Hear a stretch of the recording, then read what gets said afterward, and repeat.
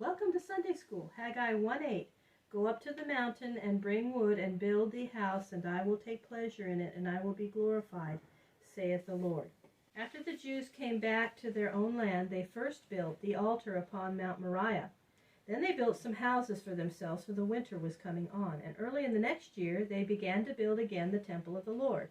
Zerubbabel the prince and Joshua the priest led in the work, and the priests and Levites helped in it.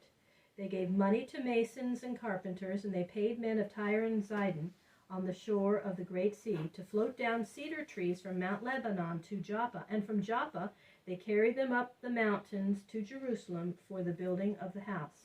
When they laid the first stones in the new buildings, the priests in their robes stood ready with trumpets, and the Levites with cymbals, to praise the Lord for his goodness in bringing them once again to their own land. The singers sang, "Praise the Lord, for he is good. His mercy endureth forever toward Israel his people." And all the people shouted with a great shout as the first stones were laid.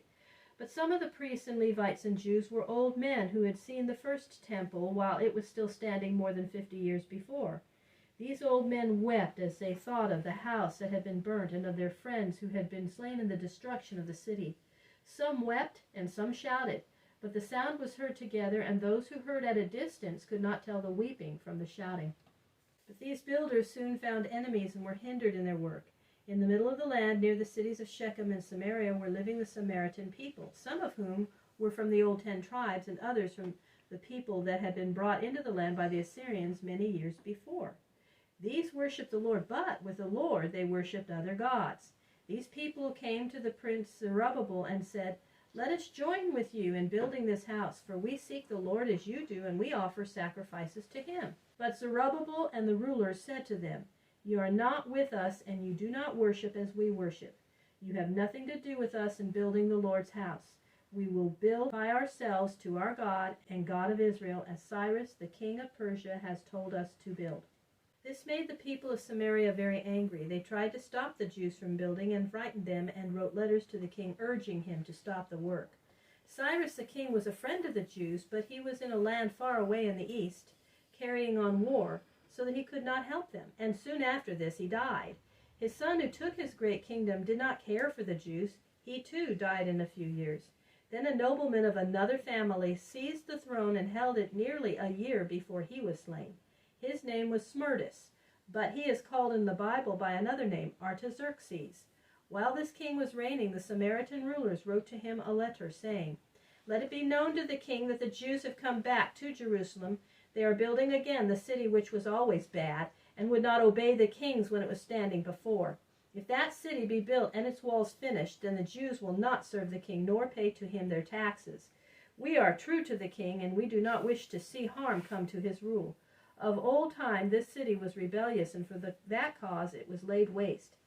If it is built again, soon the king will have no power anywhere on this side of the river Euphrates." The king Smerdis, or Artaxerxes, wrote an answer to the chief men of Samaria thus: "The letter which you sent has been read to me. I have caused search to be made in the records, and I find that the city of Jerusalem has been in old time a strong city, with great kings ruling in it, and ruling also the lands around it.